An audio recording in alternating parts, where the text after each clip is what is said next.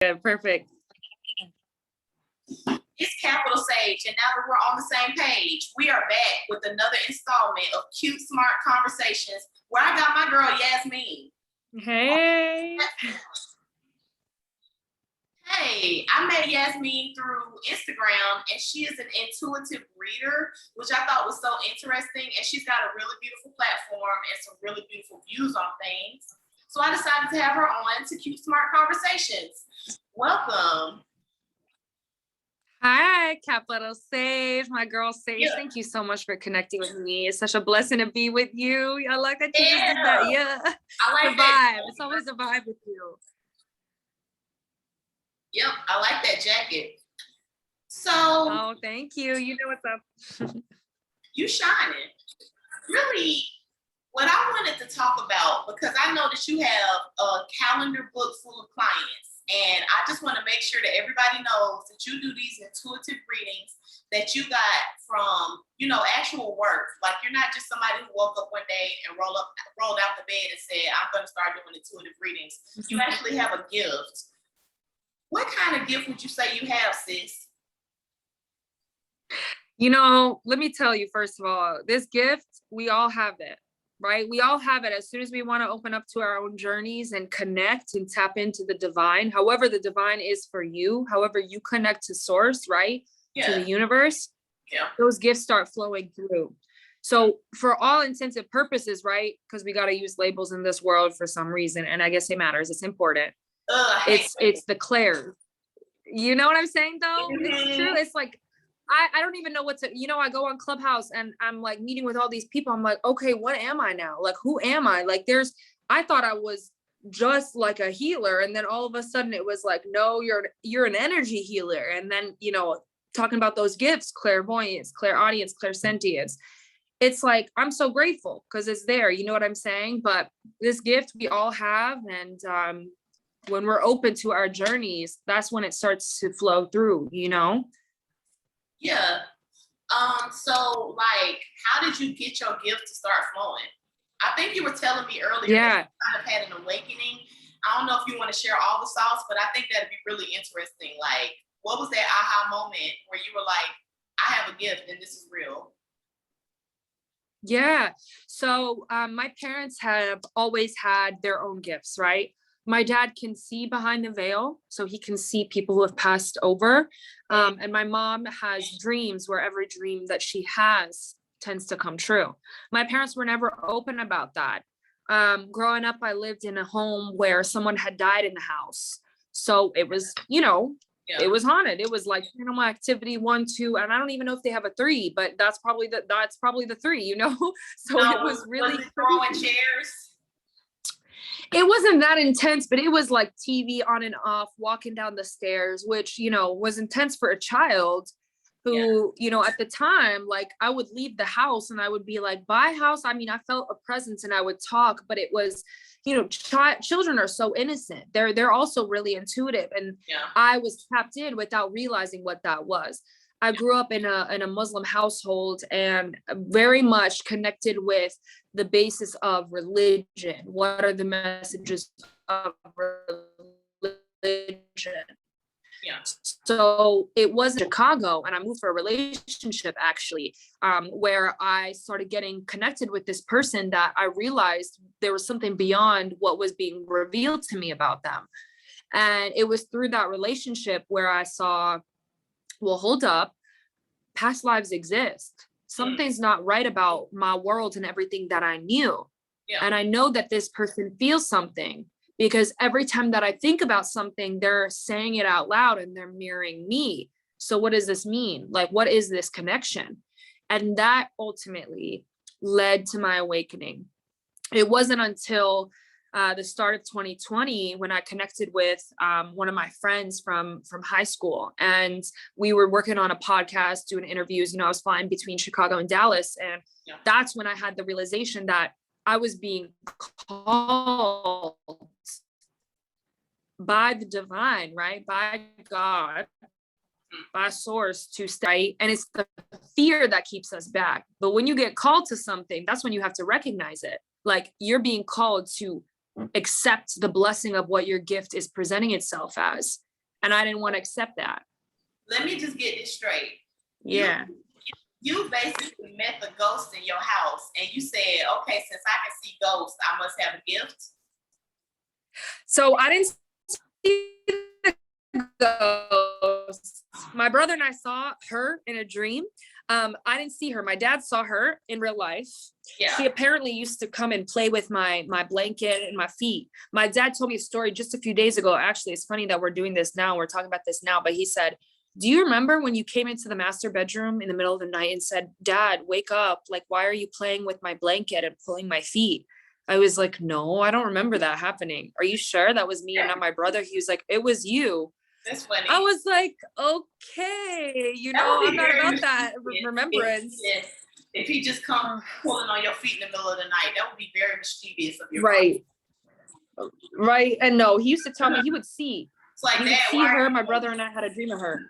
Exactly. It was, I mean, girl, they say animals can see everything. Your dogs and your cats can see behind the veil. And we had 3 different dogs in that house. And every single dog would literally react to this woman that was in the house. She passed away in the house. I don't know the full story. It was also built on Native American land. Texas, most of Texas is, right? So it was very interesting. I mean, we had my mom's friend who was she identifies as a psychic. She sent us a box in the mail with like sage and, cleansing things, because I mean, there were some things that were happening. It was very dark. My mom got sick. She got cancer in the home. There was a lot of dark energies, and it's crazy. Things happen to you in your life, right? They happen to you in your life and you don't even put the pieces together until something happens in adulthood where you're like, that's why I experienced that at a young age. That weird stuff that I saw. Yeah. Yeah. What's funny, you know what I mean? I think I used to see ghosts when I was younger, and I think I asked for it to be shut off because I was just like, this is creepy. I just felt like I could just sense it, and I was just like, I don't know about this. And so I really have been doing some meditations and stuff like that to kind of be like, maybe seeing ghosts is okay. But when I was younger, I think I was really like, no, I don't want to see this. Yeah, so it was the same. Like I remember yeah. Sorry, y'all, there's a delay. Cute Smart Conversations, Capital Sage, and yes, me. What were you saying, hon? Sorry. No, you're all good. There is a delay, and I think it's on my end. But anyway, so you know what, Capital Sage, it's crazy because here we are, right? Yeah. We're here right now, and we've walked into our own gifts and tapped into our own beingness. And that's really what it is. That's what it's about. Like, I try to help my clients with understanding their lessons. And that's what you're doing too, when we can have these open conversations and talk about the things that we're learning and who we are as people, right? These cute conversations. Yes. And it's like you smart conversations. We're just 2 people having 2 souls. I like to say souls because that's really what it is. We're 2 souls experiencing this human journey.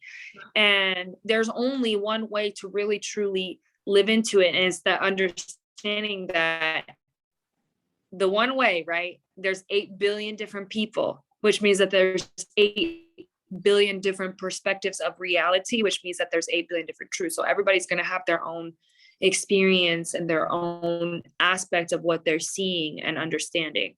And, when we get scared with this ghost stuff, I mean, it's scary, but then we look back into adulthood and we're like, okay, clearly I had to experience that because there was something there, right? Like, do you feel like having seen the ghost at a young age was something to connect to as an adult in some shape or form? Like, if you saw it, I feel like you have an intuitive. Now I'm clairaudience because I think that that's easier for me than to see ghosts. I'd rather just hear what I need to hear. You feel me? Yeah, girl. But I do remember as a child kind of being like, I don't want to go in the basement. I just feel like I could see stuff, and I was kind of just like, I don't want to see this. Yeah. Now I'm older. So now I'm older, and it will make more sense now. But as a child, I was just like, I don't think I want to see this. So yeah, I think I asked for it to shut off. It's the key. Yeah. See, and you can do that too. But I love that you almost, it was like your gift translated into that clairaudience. See, the thing is, when we allow that almost fear to kind of perpetrate itself in our life, we see it start to come tenfold, right? Like I had been very, very scared of those things as an adult too. And I had to learn how to sort of channel that energy. See, that's what they call it spelling, right? Our words are spells. So if our words are spells, that means every single thing that we say is a spell, right? Because we're spelling out what is going to transfer into our reality. So for me, if I'm seeing these ghosts, right? If I'm seeing these spirits and I don't want to see that, or I don't want to be connected with that, right? I'm not ready to open to that. All I can say, right? And you guys can do this too, anyone that's listening to this, right? Is to ask for golden white light to surround you. You're surrounded by light, right? A bubble of light. And anything that is not of unconditional love and light, you ask it to go away. You ask it to return to source, to be blessed and cleansed with unconditional love and light. It's the power of the spoken word. If you speak out what you do not wish to see in full faith and belief of that, it transpires into something that actually is protective. And a lot of people don't read that. It's like even when you're reading, your religious Bible, the Torah, the Quran, whatever you are connected with, right? Yeah. That has the power. I almost see an overlap between, the polytheistic faiths, right? Hinduism and Buddhism and what we're learning. It's like teachings versus the power of the religion, the monotheistic religion. I'm not here to talk about, religion, all that stuff, but coming from an Islamic background where a lot of these things are looked, down upon. Like I'm half Moroccan, half Tunisian. In Morocco, the rest of the Arab world looks at Moroccans like they're the ones doing like witchcraft and all this dark stuff. And I want to be the person that shows up and says, I'm connected with Capital Sage. I'm connected with all these people. I'm connected with my clients who connect with me, and they see that there's light in connecting with your journey, that it's okay. These are all labels, and you will know who to trust when you talk to them, when you connect with them, when you connect with their, their social media content, and you can see if someone has that light or not. You know what I mean? Yes. I know that you have a hard stop because you have a client. So I definitely want to ask you the 3 questions that I ask everybody. Are you ready? Sure. This is where I sure am. On Cute Smart Conversations. So to start off easy, do you believe in the Illuminati? Can I tell you what's crazy? You're going to freak out. Yes, y'all better hear this now. Crazy. Let me tell y'all, this is the power of energy. The fact that you just asked that 2 days ago, this was Monday. What's today? Wednesday? Yeah, Monday. I was at the airport, y'all. I swear this is going to freak everyone out that's listening to this. I can't believe you just asked this, Capital Sage. So 2 days ago, I was at the airport, right? I'm on my way from Ohio to Cleveland, or from Ohio to Chicago. And I'm looking at a dollar, the $1 bill. And I literally recorded a Snapchat to my girls. I said, ladies, why is there a pyramid with an eye above it on the US dollar bill? This kind of looks like the Illuminati. And the fact that you just asked that. Now, I don't know. I know that there's some dark stuff happening on the planet, and I can tell you what I know from that.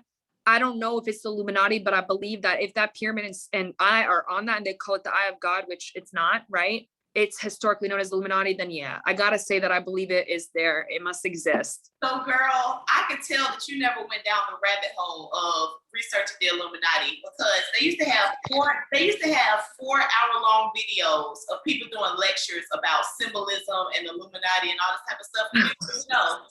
And people actually went through this phase where they're like searching Illuminati stuff on the internet. So you didn't do that, did you? No, but you know what? I don't research that stuff because I know that as soon as I do, I get way too connected to shadow timelines. I'm connected to stuff that is dark and I lose my money. But let me tell you something. I know that there's a good chunk of Hollywood. Yeah, I know that there's a good chunk of Hollywood based on some of the music and the movies that have been playing out, right? Some celebrities that are connected with this Illuminati. And it is said that the Illuminati is also connected with child trafficking in the world, right? the connection with the elitists, the group of very powerful people that are controlling a lot of what's happening on the world stage, right? This is definitely a conversation I can have with you. And my girls and I, we do talk about this while we're like having our time. You have down that rabbit hole, girl, because the rabbit hole starts with the symbol on the back of the dollar bill. Wow. See, and that's crazy. But it was a thing. It was a thing like 4 or 5 years ago where people were just like, you seen that new video, where people are delving into the Illuminati? It was a thing. Oh, yeah. Yeah. So I didn't know now I gotta look that up. If people were still interested. So I thought I'd ask. So basically, you just got into the Illuminati. Okay. No pun intended. Newbie in the block.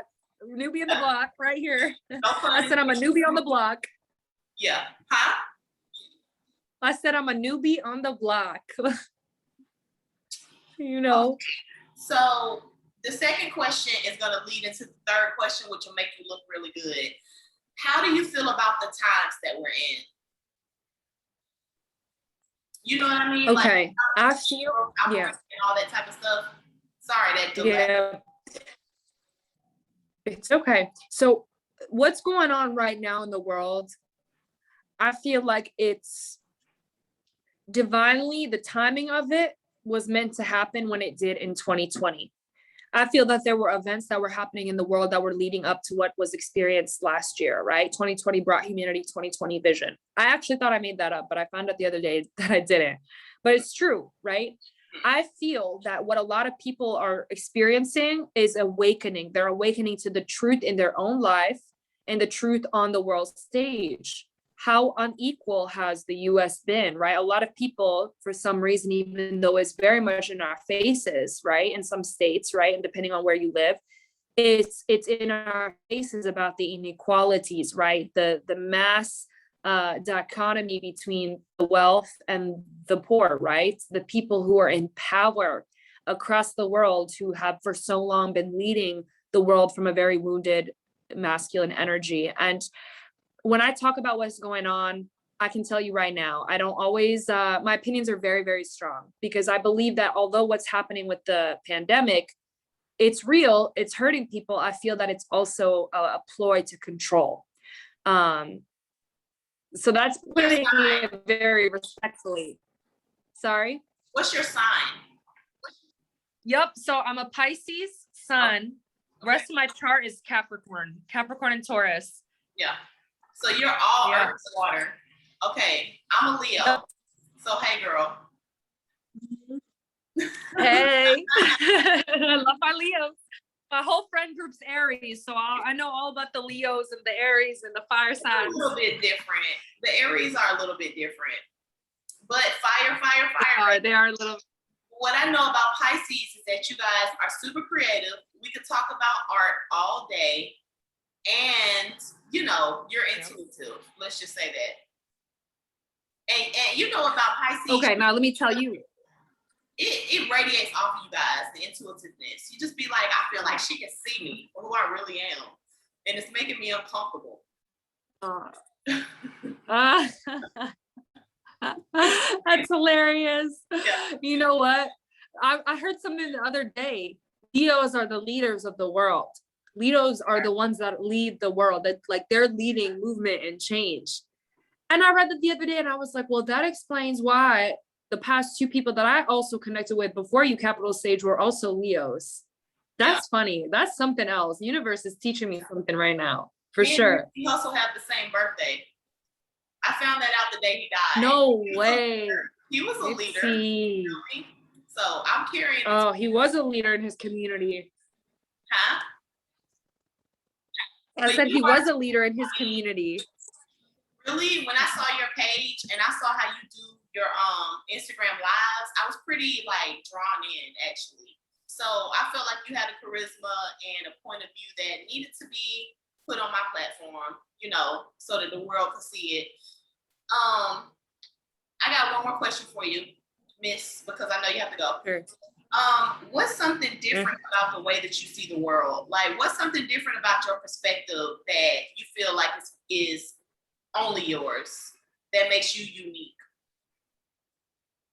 So this is something I've been thinking about a lot the last few days. And I said this a bit earlier. I really do see every single person as living their experience here, whether they're the most dark person or the most light. I'm not okay with the dark, shadowy side. I don't like people who harm other people. I don't like to be around that. But I'm definitely someone who sees that 8 billion people means 8 billion perspectives of reality, means 8 billion different truths. Who am I to look at another person who has blood, organs, a brain, and a heart like I do, and tell them that their belief, their experience, what they're perceiving is incorrect? If it's unequal, I'm going to tell them that's not right. But I'm not going to tell them you're wrong. I'm going to say this is a result. What you believe is a result of what you experienced.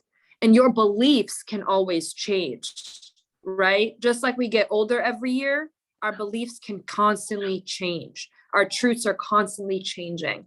And so I tell people when I meet, because I've been around the world, right? And I've been to places that are very unequal, right? Genocide, apartheid, okay? And I've gotten to meet a lot of people in those communities and what they say about the other side, the people that are causing war against them, right?